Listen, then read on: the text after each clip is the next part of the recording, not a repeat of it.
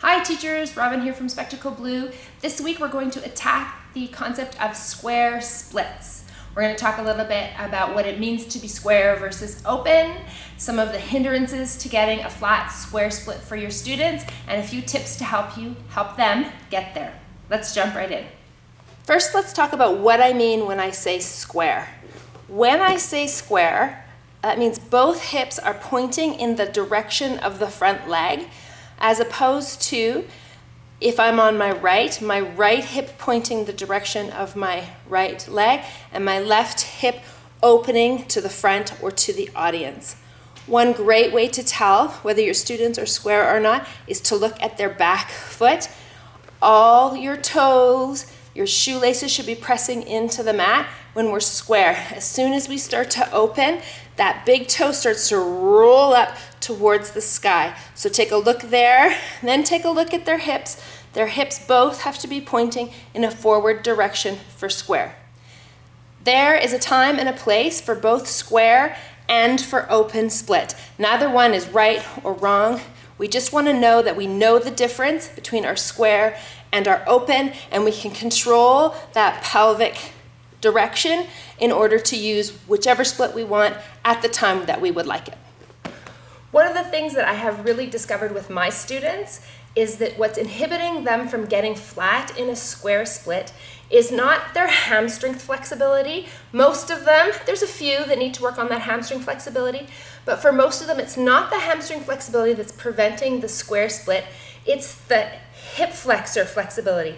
In the front of the hip, they are so tight that that's preventing them from staying square. When we open, we bypass that hip flexor flexibility and we can get flat. But as soon as we square up, right up the front of that hip, we really have to be open. So here's how I address that. Okay, so I'm gonna use my yoga blocks because what I really want us to be doing is keeping our body upright and keeping our pelvic alignment perpendicular with the floor. So we want an up and down, not a angled forward and back direction with our pelvis. So we want to really keep an up and down. In order to do that, we're going to use our yoga blocks for a little bit of hand support.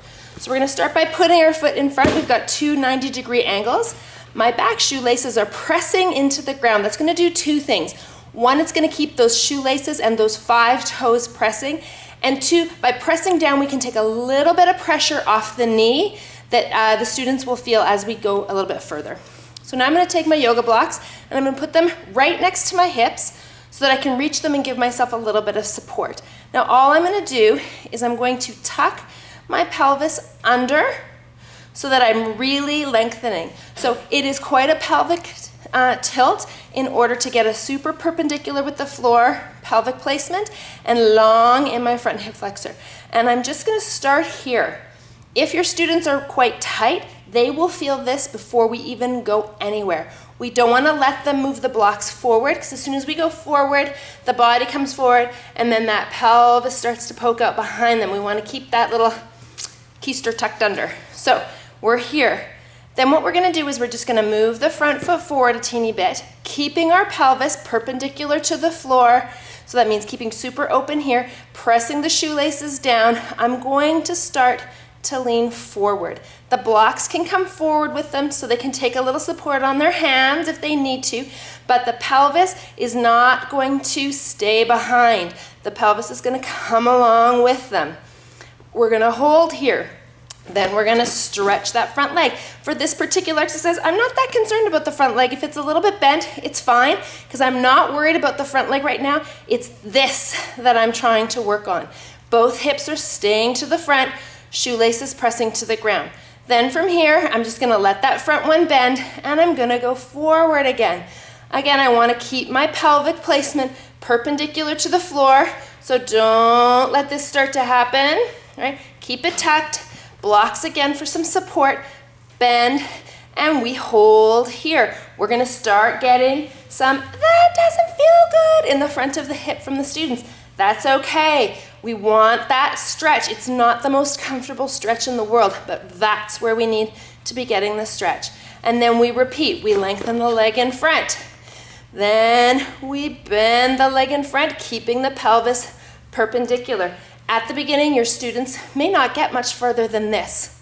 And that's perfectly fine. Slowly, slowly, they will make their way down. You can turn the blocks as they get lower, then you can flatten your block, and then get rid of the block. But what happens if we get rid of the block too soon? They want some support for their hands. We start to lean forward. Once we start to lean forward, we lose that extension in our front hip flexor, and then we really start to send the butt out the back. So we want to keep it tucked under, using our blocks next to our hands for a little bit of support. Thanks for joining us for Teacher Tip Tuesday. I hope you got something out of today's video.